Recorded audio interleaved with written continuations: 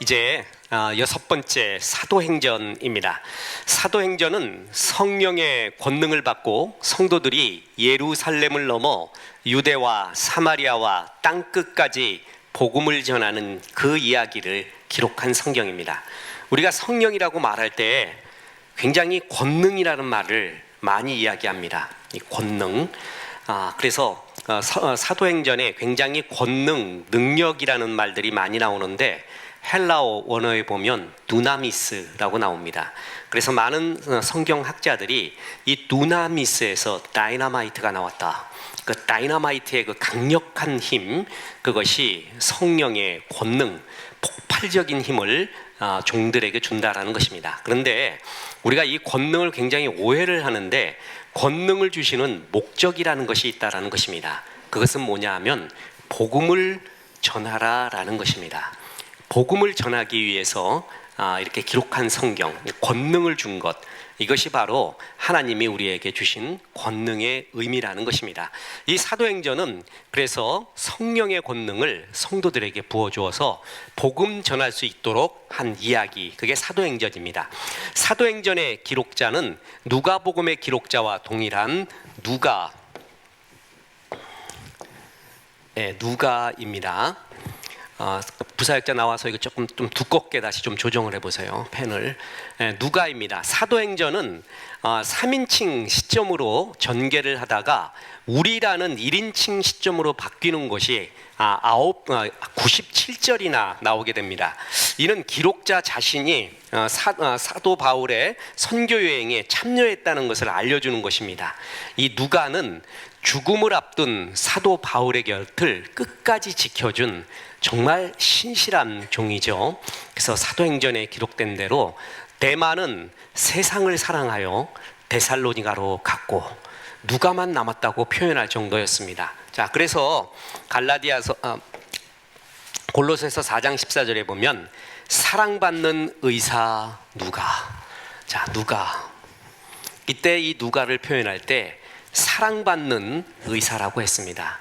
그렇게 하나님이 또한 바울 사도가 끝까지 신뢰를 했던 사람 중에 하나입니다. 그래서 많은 성경학자들이 추측을 할 때 어떤 추측을 하냐면 사도 바울이 자기의 눈의 가시를 이런 육체의 가시죠. 그래서 그게 뭔가는 잘 알지를 못합니다. 그 육체의 가시에 대한 해석을 여러 가지로 하는데 가장 통용적인 일반적으로 우리가 받아들이는 해석은 아마도 눈의 안질이 아닌가 이렇게 표현을 합니다. 다메섹에서 주님의 권능, 주님을 체험할 때 받았던 그 눈에 그 비늘 벗겨졌다라는 말도 나오잖아요. 안수도 받고요. 그리고 자기가 눈이 어두워서 성경을 필사를 대필했던 이야기도 나오는 것을 보면은 아마 눈의 안질이 아닐까.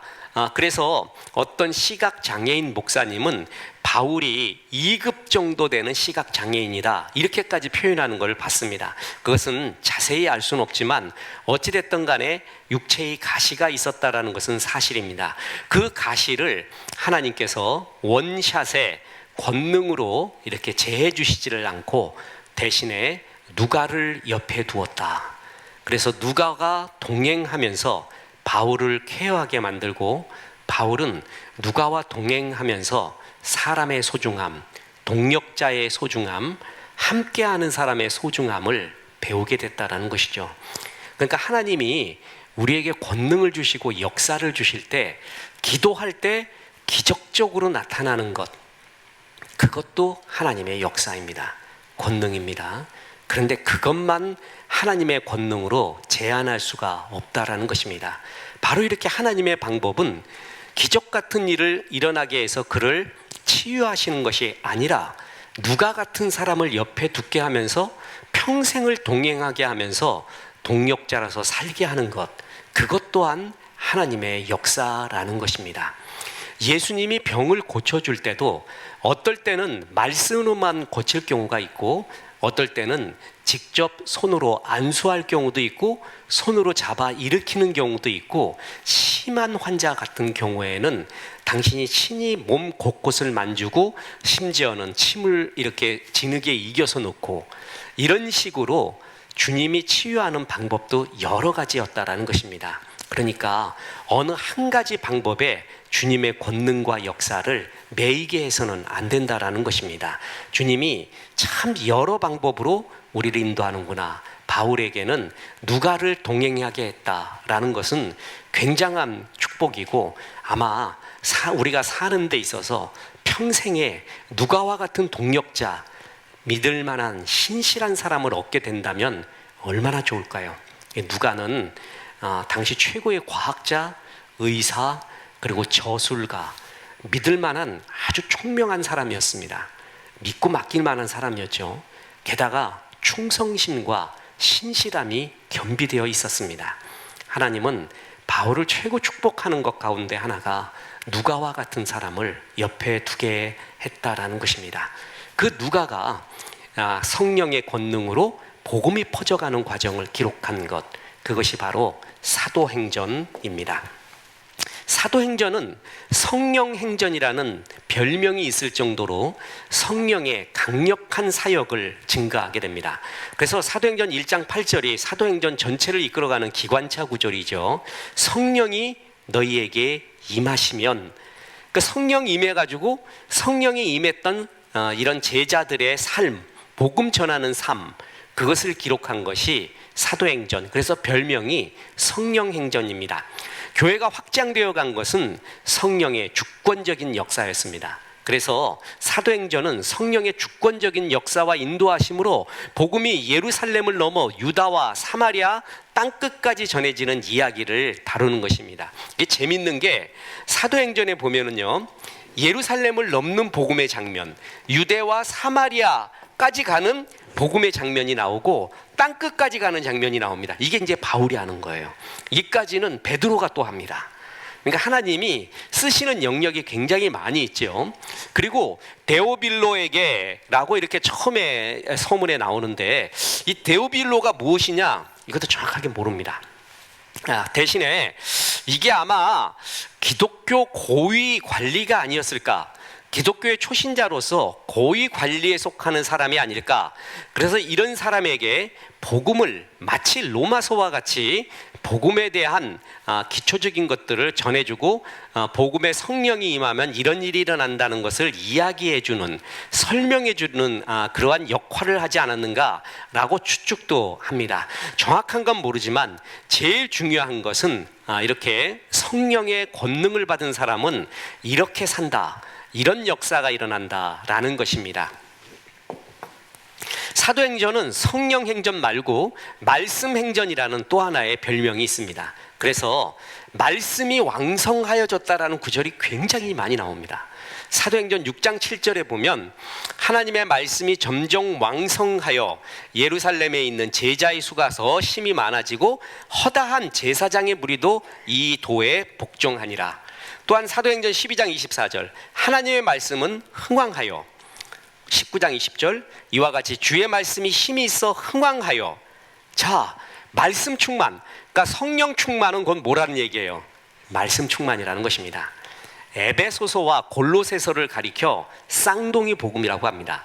그래서 에베소서의 어떤 구절을 골로새서에서 설명하고 있고, 그러니까 에베소서의 어떤 구절을 더 정확하게 알기 위해서는 골로새서로 가면 되고, 또한 골로새서의 내용을 더 알고 싶으면 에베소서로 오는, 그래서 이 둘을 쌍둥이 복음이라고 합니다.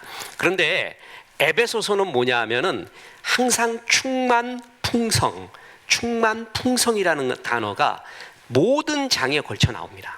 약간 들떠있는 복음이에요. 제가 이게 표현을 쓸 때 시집간 딸한테 처음 전화가 왔을 때 그 엄마가 좀 격조 높은, 조금 격앙되고 높은 어조로 딸한테 이야기를 합니다. 흥분이 된 거예요. 그런 게 바로 에베소서의 문체요 어조에 나옵니다. 그래서 곳곳마다 충만 풍선, 충만 풍성 이렇게 나와요. 그 충만의 하이라이트가 에베소서 5장의 성령의 충만이라고 나옵니다. 그런데 성령의 충만이 골로새서에서는 뭘로 기록되어 있냐 하면은 말씀의 충만으로 기록되어 있습니다. 그러니까 성령의 충만은 말씀의 충만이다라고 또 하나의 해석이 가능합니다. 우리가 흔히 성령 충만이라고 말하면은 감정적인 어떤 상태, 우리의 마음의 어떤 흥분의 에스타스의 상태를 생각하는 경우도 많은데 그것도 성령 충만의 한 부분이기도 합니다. 그것이 전부가 아니라는 것이죠. 하나님의 말씀이 내 가슴에, 삶에, 영혼에 충만한 상태, 그것으로 가치관이 삼아지고 삶의 지침이 되고 하고 있는 그 충만한 상태를 가리켜 성령 충만이라고 말합니다.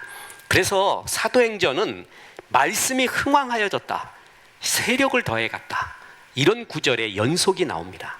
그래서 말씀행전이라는 별명도 있습니다. 그러니까 저 사람이 참 잘 되는 사람이다, 하나님의 가치관으로 사는 사람이다 라는 걸 뭘 보면 아냐면은 하나님의 말씀대로 살고 있는가, 그의 말씀이 잣대가 되고 있는가, 아니면 자기의 생각이 잣대가 되고 있는가, 그 차이라는 것입니다. 주의 말씀이 이토록 소중합니다. 미국의 척 스미스 목사님이 사역하시던 교회, 그 교회는 가면 계속 성도들이 성경 읽는, 성경 넘기는 소리만 들린다고 합니다. 저는 가보지 못했는데 선배 목사님이 가보고 아주 충격을 받고 왔대요.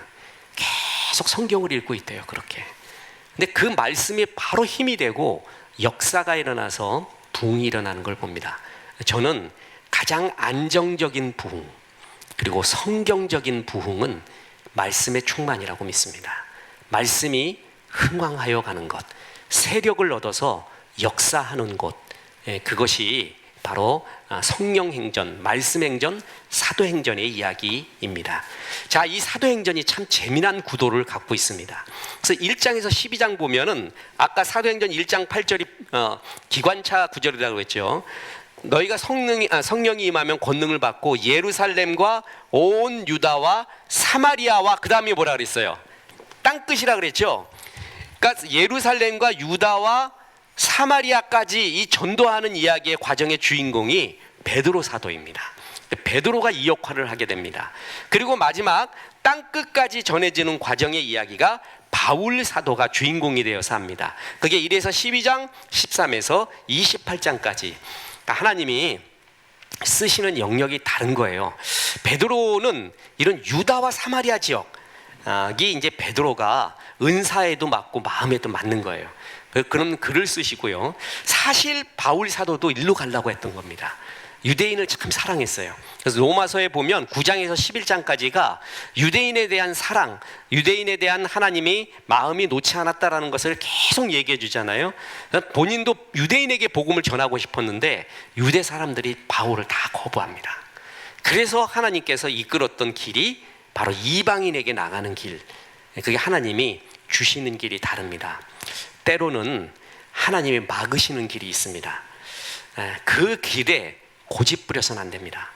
그걸 잘 분별할 줄 알아야 돼요.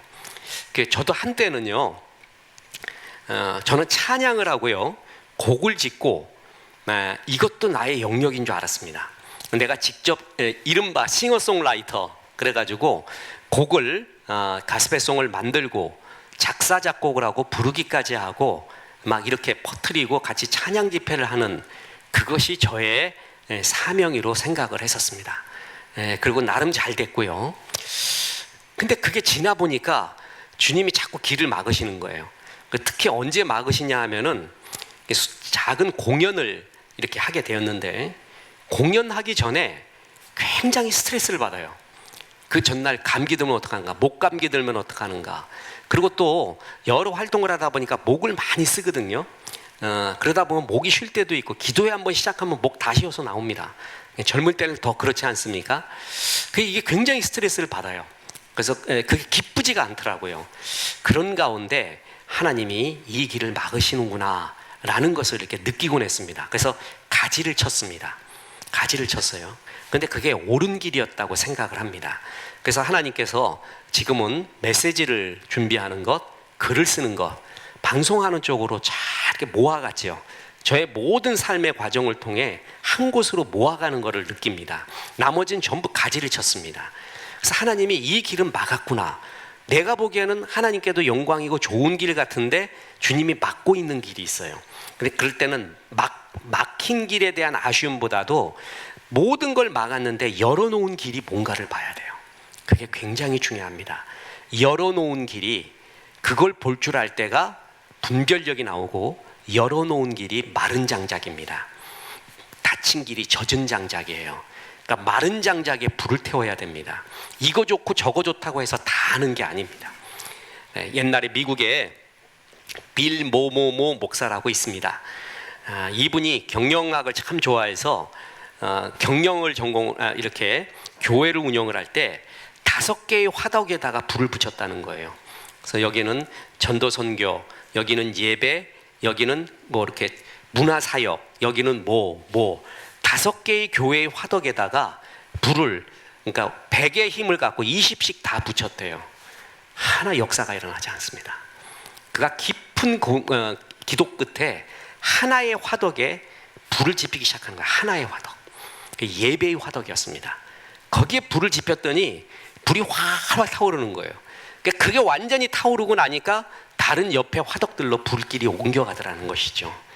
그러니까 주님이 열어놓은 길이 있습니다. 이것도 해도 좋고 저것도 해도 좋지요. 다 하면 더 좋습니다. 그런데 우리는 한계가 있습니다. 지도자는 그걸 볼 줄 알아야 됩니다. 지금 우리 교회에 나에게 열어놓은 길이 뭔가, 다른 길은 왜 막으셨는가, 열어놓은 길이 뭔가를 볼 줄 알아야 되고 거기에 집중을 해야 됩니다. 그러면 그게 역사가 일어나잖아요. 그러면 그 불이 다른 불로도 가는 거예요. 지금 바울은 역사가 일로 가고 싶었는데 주님이 막았어요. 그 역할은 베드로였습니다.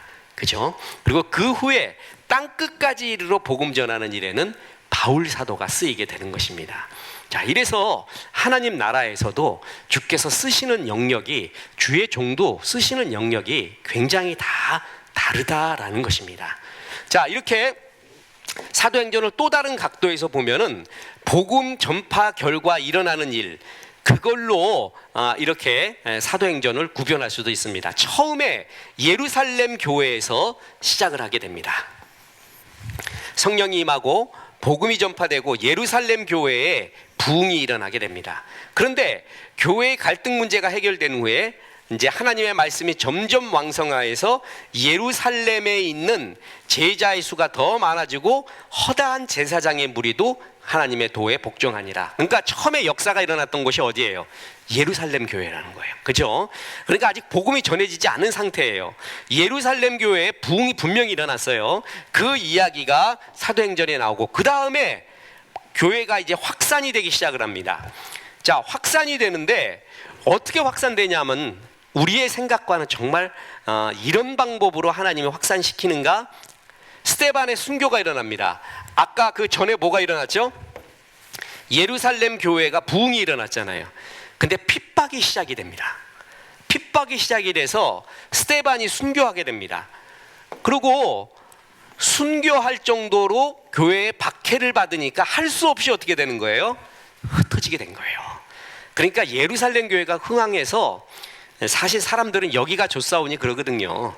안 나갑니다. 밖으로 안 나가요. 그랬더니 하나님이 스데반을 순교하게 하고 박해를 허락하셔가지고 할 수 없어갖고 퍼져나가요. 할 수 없어갖고. 그래갖고 퍼져나가면서 사마리아 지역에 신비하게 복음이 전파됩니다. 자, 그래서 뭐라 그랬죠? 성령의 권능이 임하면은 예루살렘과 온 유대와 사마리아, 이 여기는 안 가요. 유대인들은 사마리아를 안 갑니다. 왼수 중에 왼수입니다. 그러니까 유대인 관점에서는 사마리아는 정말 원수, 지금도 그렇게 생각을 합니다. 그래서 이 사마리아는 저주받으면 좋겠다. 그 구약에도 이게 하나 나와요. 구약에도 내가 죽으면 죽었지 그 지역에 가서 복음 전해서 그들이 잘 되는 건 못 보겠습니다 하는 선지자가 하나 있었어요. 그게 누구예요? 그게 요나예요. 요나. 구약의 바리새인이 요나입니다. 저는 요나 갖고 석사를 받았습니다.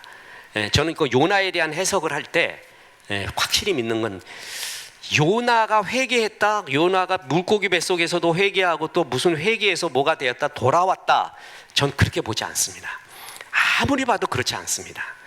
요나는 끝내 돌아오지 않는, 그러면서도 하나님이 이 요나를 남겨두고 하는 이야기, 요나를 끝내 설득하는 이야기, 그게 요나서거든요. 요나는 구약의 바리새인입니다. 정말 싫어했어요, 니누에를. 그래서 니누에 복음 전할 바에는 내가 바다에 가 빠져 죽겠다 하는 사람이었습니다. 유대인들이 그렇게 싫어했던 게 또 사마리아였습니다. 그런데 누가 감히 사마리아에 복음을 전하겠습니까? 억지로 시킨 겁니다. 순교시키고 박해가 일어나면서 흩어지다 보니까 간 게 거기에요. 흩어지다 보니까. 그래서 사마리아에 복음이 들어가고 바울 사도의 회심 이야기가 이제 스데반이 순교를 하고 예루살렘 교회가 핍박받아서 막 퍼지기 시작할 때 바울의 다메섹 회심의 이야기가 이때 살짝 등장합니다. 그래서 사도행전 9장 31절에 보면 그리하여 온 유대와 갈릴리와 사마리아 교회가 평안하여 든든히 서가고 주를 경외함과 성령의 위로로 진행하여 수가 더 많아지니라. 교회가 확산되고 있죠. 그런 가운데서 이제 베드로의 전도 이야기가 사도행전에 나오게 됩니다. 자, 예루살렘 교회에서 복음의 역사, 부흥의 역사 일어나요. 핍박받아서 흩어져요. 그래가지고 사마리아까지 가요. 거기에 베드로가 등장합니다. 그래서 베드로가 뭘 하냐 하면은 이방 사도의 사실 첫 번째 문을 열게 됩니다. 그 유명한 고넬료 사건 이런 것들을 베드로가 체험을 하게 되는 거죠. 그래서 이방인으로서 첫 번째 성도가 된 고넬료를 전도하는 사건, 이게 베드로로부터 시작합니다. 이것도 하나님의 섭리이죠. 베드로야말로 유대인 중에 유대인입니다. 그러니까 유대인 그리스도인의 수장 그러면은 베드로를 아마 거의 다 듭니다. 베드로 사도님이 캡틴이에요. 근데 이분이 이방 선교에 대해서 반대를 이분이 한다고 하면은 굉장히 걸림돌이 됩니다. 그죠? 바울이 아무리 내가 사도니 그러면서 하나님이 사명을 줬다 그래도 네가 왜 사도니? 그 12명에 들어가지도 않았는데, 너는 또 예수 믿는 사람 핍박하는 사람이었는데 사도의 자격이 있니? 갈라디아 교인들은 또 그럽니다. 거짓 교사가 와서 바울은 사도가 아니야, 사도인 증거를 대봐. 바울이 정말 가슴 아픈 소리를 그때 들어요. 그걸 만약에 베드로한테 계속 들어봐요, 정말 괴롭거든요. 그래서 하나님이 베드로로부터 이방 사역을 시작을 합니다. 그러니까 이방 사역에 정통성을 부여하게 되는 것이죠. 그러니까 바울이 나가도 그래, 맞아, 하나님이 이방인도 사랑한다는 것을 나에게 가르쳐 줬거든. 크게 반대 안 하면서 그 이방 사역을 땅끝까지 이르는 것을 축복해 줄 수 있는 계기가 되는 겁니다. 자, 그래서 이 베드로에 의해서 이방 사도가, 이방인 선교가 시작이 됩니다. 온 유대와 예루살렘과 온 유대와 사마리아, 그리고 땅끝으로 전해가는 그 과정의 이야기를 주님이 베드로로부터 문을 열게 된 겁니다. 그래서 베드로가 옥에서 구출되는 이야기 나오고, 여기서도 하나님의 말씀은 흥왕하여 더하더라. 계속해서 중간중간에 성령 행전은 뭐냐면 말씀이 흥왕했다라는 이야기들을 계속 말합니다. 계속. 저는 우리 한국의 전 세계의 교회가 회복되고 진짜 돌아와야 되는 것은 하나님의 말씀입니다. 말씀 위에 있어서는 안 됩니다. 내가 체험하고 느낀 것이 말씀 위에 있어서는 안 됩니다. 하나님의 말씀이 제일입니다. 그래서 주의 말씀으로 충만하게 되면, 그렇게 되면 정말 저절로 일어나는 일들이 굉장히 많이 있습니다. 자, 그래서 이제 본격적으로 땅끝까지 이르러 복음이 전해지는 이야기가 이제 맨 마지막에 나오는데, 자, 예루살렘 교회가 핍박을 받았죠. 스데반이 순교합니다. 퍼져나갔어요.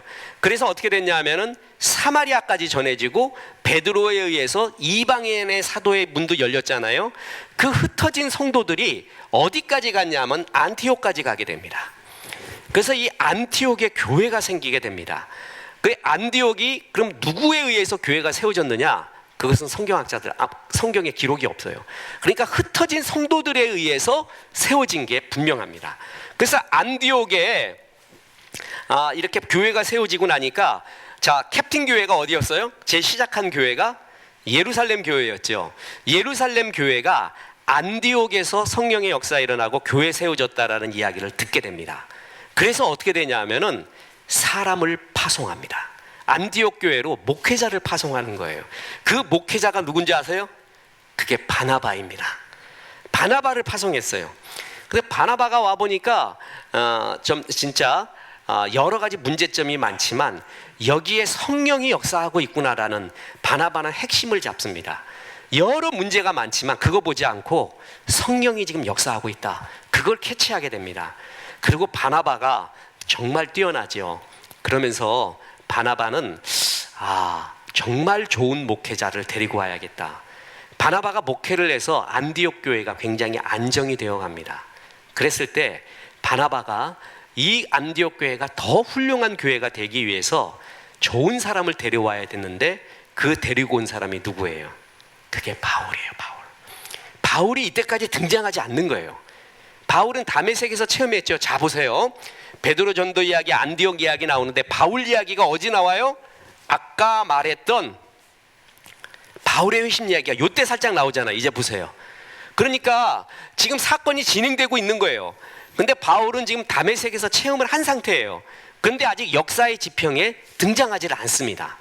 계속 아라비아 사막 가서 3년 동안 또 뭐 했는지 모르고 이러고 있는 상태예요. 그런데 이제 베드로에 의해서 이방인 사도가 시작되고 이방인의 역사가 일어나고 안디옥 교회의 역사가 일어나면서 그 안디옥 교회에서 바나바가 파송되고 그 바나바가 바울을 데리고 오는 겁니다.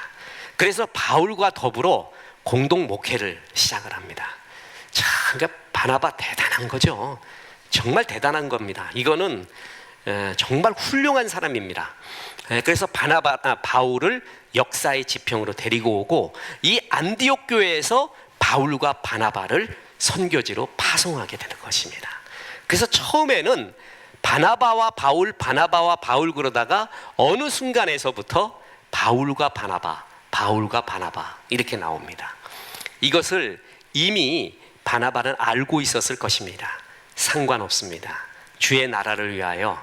그래서 이 바울을 돕고 끝까지 하나님의 은혜를 구했던 바나바의 아름다운 모습. 그래서 여기서 안디옥 교회에서 바울과 바나바를 파송을 해갖고 땅 끝까지 복음이 전해지는 이야기가 마지막으로 나오는 겁니다. 그래서 사도행전 16장 5절에 이에 여러 교회가 믿음이 더 굳건해지고 수가 날마다 늘어가니라. 자, 그래서 복음이 이제 땅 끝까지 이르러지는데 바울의 계획은 어떻게든 유대 지역으로 또 돌아가고 싶었어요. 그래서 소아시아 지역으로 또 가고 싶었는데 하나님은 그 복음을 어디로 이끌었어요? 유럽으로 가게 했습니다. 참 이게 좀 아쉬워요. 그래서 그 유명한 마게도니아 환상, 선교를 나갔을 때 와서 우리를 도우라 라고 하는 마게도니아 환상을 보게 되고 그의 발걸음을 옮겨서 이른바 유럽의 첫 관문인 빌립보로 가게 됩니다. 그래서 유럽 전도가 시작돼서 유럽 지역에서 많은 교회를 개척하고 돌아오게 됩니다. 저는 이게 굉장히 아쉬웠거든요. 근데 방글라 가갖고 방글라데시 선교를 가서 거기에 인도에서 인도의 뭘로 박사학위까지 받은 선교사가 있었어요. 그래서 그분이 하는 얘기가 굉장히 그래도 공감이 간다고 하는데 자기는 하나님이 왜 바울 사도를 마게도니아 환상을 통해서 유럽으로 발걸음을 바꿨는지 자기는 확신한대요. 그래서 왜 그러냐 그러니까 복음이 유럽 돌아가는 것이 복음 받아들이기에 유럽 사람들이 되게 좋대요. 그 사람들의 마음의 맛이 이게 복음이 넘어오다 인도로 넘어왔으면 끝장났대. 그러면서 뭐라 하죠? 인도로 넘어오면은 복음이고 뭐고 없대. 완전히 그냥 오리무중이 될 거래요. 그래서 인도가 그렇대요. 그래서 인도로 안 넘어온 게 다행이래. 인도로 넘어왔으면은 복음의 확장의 역사가 거의 없었을 거래요. 유럽으로 넘어간 게 다행이었다. 이런 얘기를 할 때 또 이런 해석도 있는구나 이래 싶었습니다. 그래서 바울은 전도 여행을 다 하고 이제 유럽으로 했다가 로마로 가야겠다라는 이러한 계획을 세우게 됩니다. 여기서도 사도행전 19장 20절 계속해서 중요한 골짜기마다 뭐라고 해요? 이와 같이 주의 말씀이 힘이 있어 흥왕하여 세력을 얻는다. 그러니까 사도행전의 이야기는 말씀이 세력을 얻는다라는 것을 굵은 마디 가운데 계속 집어넣습니다. 그만큼 하나님의 말씀이 소중하다라는 것이죠. 성도는 내 나이만큼 성경 읽고요, 창세기부터 계시록까지 지금과 같이 한 번의 강해를 다 들어봐야 됩니다. 그러면 정말 크고 비밀한 것들이 무엇인지를 잘 알 수가 있습니다. 이만큼 성경 말씀이 소중한 것입니다. 유럽으로 갔죠? 바울이 예루살렘에서 재판받고 이제 로마로 가는 장면, 이게 이제 마지막 장면이 됩니다. 복음이 계속해서 전진하고 있습니다. 그래서 사도행전 28장 31절에 하나님의 나라를 전파하며 주 예수 그리스도에 관한 모든 것을 담대하게 거침없이 가르치더라. 그래서 바울이 2년 동안 로마 감옥에 갇힌 채 황제 가이사 앞에서 재판받기를 기다리는 모습이 사도행전의 마지막 장면입니다. 그러니까 사도행전 28장이 마지막인데요, 그 28장 끝에 바울이 죽었는지 살았는지 재판을 받고 어떻게 됐는지 뭐 했는지 모릅니다. 그러니까 열린 종말이에요. 열린 이야기로 끝나요. 이게 굉장히 아쉬운 대목이기도 합니다. 그 다음 이야기를 알고 싶은데 그 다음 이야기 몰라요. 로마에서 어떻게 됐는가, 그 다음부터는 성경이 말하고 있지 않아서 성경학자들이 고고학자들과 더불어 추측할 뿐입니다. 추측을 해요. 그러니까 사도행전 로마에 갇혔다. 근데 그 갇힌 게 우리 지금과 같이 로마 감옥 속에서 있다라는 거하고는 다릅니다. 약간의 자유가 허용된, 그래서 어떤 성경학자는 가택연금이다. 그래서 사람들도 만날 수도 있다. 그래서 거기서도 계속 복음 전한 거를 볼 수가 있거든요. 그래서 그런 상태일 것이다 라고 추측을 하는데 그것은 잘 모릅니다. 어찌됐든 사도행전 29장 이 무언가 궁금한데 28장으로 끝나고 많은 성경학자들이 그럽니다. 왜 이렇게 열린 종말, 열린 마무리로 끝을 냈을까? 그것은 사도행전 29장은 우리가 써내려가라. 이 성경을 읽은 너희가 사도행전 29장부터의 주인공이다. 그래서 열린 이야기로 끝냈다라는 아주 멋진 표현을 씁니다. 굉장히 동의합니다. 이렇게 사도행전은 복음이 예루살렘으로부터 핍박받았다. 그래서 주변으로 가면서 그 가기 싫던 사마리아까지 간다. 베드로에 의해서 이방 사도도 시작됐다. 흩어진 사람들이 안티옥을 갔다. 그 안티옥에서 바나바가 파송되고 바나바가 바울을 만나게 된다. 바울과 공동 목회를 하다가 안티옥에서 파송되어 가지고 이제 땅끝까지 이르러 복음을 전하러 간다. 그래서 바울이 원래 계획했던 것이 있는데 하나님이 마게도니아 유럽으로 가게 하셨다. 유럽에서 복음을 전하다가 이제 하나님의 은혜로 로마로 가기를 원했는데 로마로 압송되어서 로마에서의 마지막 사역, 그것을 끝으로 사도행전이 끝나게 되는 것입니다. 그러니까 참 복음이 이렇게 전파되고 있다는 것이 대단하죠.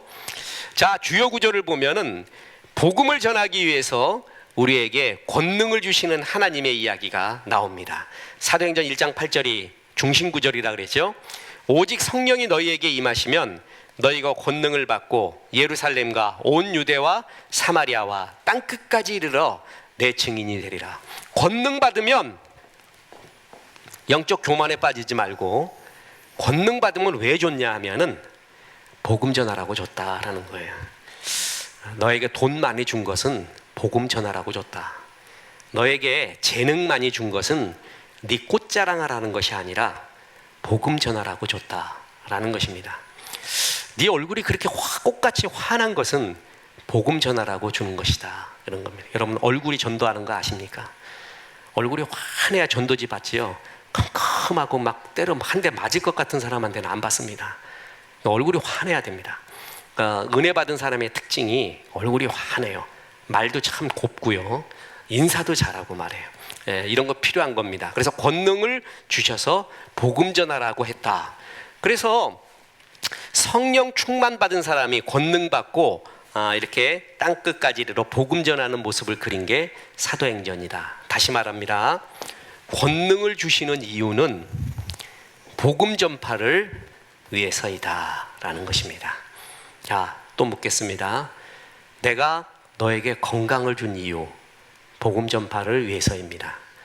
내가 너의 좋은 직장을 주신 이유, 복음 전파를 위해서입니다. 좋은 대학에 들어가게 하신 이유, 복음 전파를 위해서고, 좋은 사업, 승리하게 하신 이유는 복음 전파를 위해서입니다. 좋은 대학 들어가고 건강하고 사업 잘 되는 것을 목표라고 말합니다. 근데 목표보다 중요한 것은 목적입니다. 목표는 goal이라고 하죠. 목적은 purpose라고 합니다. 주님은 목표를 축복하는 게 아니라 목적을 축복합니다. 좋은 목적을 가지고 있을 때 그 목적 속에서 나오는 목표들이 있어요. 하나님은 목적을 축복하는 거지 목표를 축복하는 게 아닙니다. 목적이 없으면은 주님이 축복할 이유가 없어집니다. 내가 너에게 왜 건강을 줄까? 내가 너에게 왜 물질을 줘야 되니? 그에 대한 목적이 있어야 돼요. 저는 이걸 위해서 그러고 싶습니다. 그 목적이 바로 돼야 돼요. 그럴 때 하나님이 축복해 주시고 역사를 해주시는 것을 봅니다. 제가 목사로서 많은 사업가를 보죠. 아주 담대한 사업가. 야, 진짜 이런 사업가들이 있구나. 주님 앞에 목숨 걸어버렸어요. 그런 사업가들의 특징, 두려움이 없어요. 거침이 없어요. 자기는 정말 복음 전하다가 정말 한번 손해 한번 보면 좋겠는데 우리나라에서는 복음 전하다가 손해 보는 경우가 별로 없대요. 그래가지고 기껏해야 지금 조금 왔대 시기가.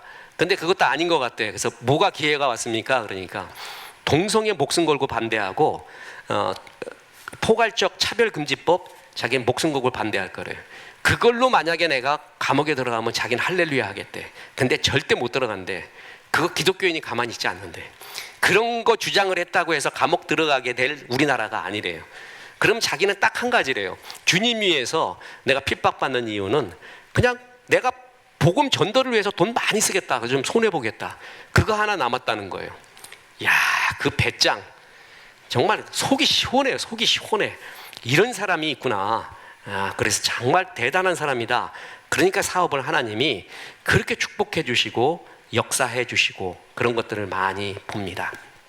그래서 복음 집회를 하고 복음 전도 집회를 하고 전도 집회에 엄청난 예산을 드리고 그래 막 전 사원들이 할 수 없게끔 막 듣게끔 하고 막 이러면서 복음 전파에 힘을 쓰는 걸 보니까 권능을 주신 이유에 대한 목적을 정확하게 알고 있다라는 것입니다. 그래서 성령 충만했다 그 사람의 특징은 전도한다라는 것입니다. 전도한다라는 겁니다. 우리 교회에서 최고의 권위 있는 상 전도왕상입니다. 누가 뭐래도 전도왕상입니다. 그것은 최고의 권위, 제일 존중하는 그런 것입니다. 자, 바울의 1차 선교 여행 때 보면은 겨우 요 정도였어요. 요렇게 요 지역이에요. 요 지역. 그런데 2차 선교 여행 가보면은 넓어지죠? 이제 넘어갑니다. 자, 드디어 어디로 가냐면은 빌립보로 넘어가요. 이게 이제 유럽으로 건너가는 거예요. 유럽으로 건너간 이야기가 나오고 3차 전도 여행 때는 더 넓어지고 이제 로마 쪽으로 가는 길을 생각하고 있습니다. 그래서 이제 마지막으로 로마로 가는 길이 나오죠. 이 로마로 가는 길도 대단합니다. 바울이 혼자 갔으면은 여기서부터 어떻게 가냐고 이거를. 떼강도도 많고 맞아 죽을 경우도 많고 경비도 많이 드는데 로마 군인의 호의를 받고 갑니다. 대단하죠. 그러니까 이런 섭리가 대단해요. 난 로마 시민권인데 그때 이제 그 얘기 한번 해요. 이제껏 시민권 얘기 안 하다가 이제 복음 전한다고 두들겨 팰라 그러니까 나 로마 시민권이라서 가이사 앞에서 재판받겠다. 그러면서 그 백부장한테 얘기하죠. 너 돈 주고 로마 시민권 샀니? 너 돈 주고 샀지? 나는 태생 로마인이야. 로마 시민권이야. 누가 센지 알겠지? 막 이러면서 그러면서 진짜 확 쫄아버려요. 그러면서 이 바울을 호위를 합니다. 그때 바울을 내가 때려 죽이지 않으면은 잠도 자지 않고 먹지도 않겠다라고 하는 특공대까지 만들어진 거 알죠? 유대인 중에. 그 바울 놔뒀으면 어떻게 될런지 모릅니다. 근데 로마의 군대가 호위를 해가지고 이렇게 로마로 압송하게 됩니다. 이때 갈리굴라 광풍이 불었던 사건, 이 모든 이야기들이 또 이제 여기에 기록되는 거죠. 그래서 로마에 가서의 이야기, 그 다음에 어떻게 됐느냐가 뭐 잘 모릅니다. 이렇게 사도행전이 끝나게 되는 것입니다. 자, 권능을 받은 성도들이 권능을 받고 그리고 복음을 전한 이야기다. 자, 권능 받았던 대표적인 사람이 베드로입니다. 스데반입니다. 바울입니다. 이게 권능 받은 사람의 상징이거든요. 권능을 받았더니 베드로가 어떤 일이 일어났냐 하면은 담대함이 일어납니다. 베드로는 두려움 때문에 예수님을 부인했던 사도 아니에요? 그런데 이제 예수님을 사형에 이르게 했던 공회가 베드로에게 복음 전하지 말라고 합니다. 너 복음 전하면 너도 죽는다라고 하니까 베드로가 하는 말 들어보십시오. 하나님 앞에서 너희 말을 듣는 것이 하나님의 말씀 듣는 것보다 옳은가 판단하라. 우리는 보고 들은 것을 말하지 아니할 수 없다. 이 담대함이 생기잖아요. 그 복음은 정말 사람을 변화시킵니다. 저는 이것을 정말 믿습니다. 그러니까 복음이 정말 사람을 변화시키는가? 예라고 분명히 말합니다. 그 예가 뭐냐? 성경에 나와 있는 사람 말고 그럼 저는 저라고 생각합니다. 저는 간증할 수 있습니다. 내가 예수 영접하고 나서 어떻게 변했는가, 내 삶이 어떻게 뒤집어졌는가, 입체적으로 완전히 뒤집어진 사건을 저는 분명히 간증할 수가 있습니다. 복음 받고 나서, 성령 받고 난 다음에 베드로는 담대한 능력이 생깁니다. 스데반은 용서의 능력이 생깁니다. 스데반은 성령이 충만해서 큰 기사와 표적을 행했던 권능의 사람이죠. 그런데 스데반의 가장 큰 권능은 용서하는 권능이었습니다. 스데반은 자기가 죽는 순간에 죽이려는 사람들을 용서합니다. 이것은 예수님의 큰 권능과 같은 거였습니다. 그들이 돌로 스데반을 치니 스데반이 부르짖어 이르되 주 예수여 내 영혼을 받으시옵소서 하고 무릎 꿇고 크게 불러 이르되 주여 이 죄를 그들에게 돌리지 마옵소서. 이 말을 하고 자니라. 자, 스데반의 죽음을 뭐라고 표현해요? 잔다. 참 멋진 표현입니다. 끝이 아니라는 것이죠. 성경은 성도의 죽음은 끝이 아니라고 합니다. 저는 이게 그렇게 좋을 수가 없습니다. 탁구같이 탁구 치던 사람이 66세의 나이에 폐암에 걸려 죽었습니다. 일주일 전인가 같이 치던 사람이 정말 그 사람들이 막 눈이 퉁퉁 불도록 울고, 사람도 참 좋은 사람이었는데 거기에 예수 안 믿는 사람들이 있죠. 예수 안 믿는 사람들이, 나이 많은 사람들, 또 이런 사람들이 하나같이 하는 말이 참 사람은 알 수 없다. 그러면서 이 사람 폐암으로 죽었는데 술 담배도 안 해요. 근데 폐암으로 죽었어요. 그런데 이제 이 할배들은 뭐냐면 우리는 맨날 먹는데 술 담배 맨날 한대요. 어제도 먹었대.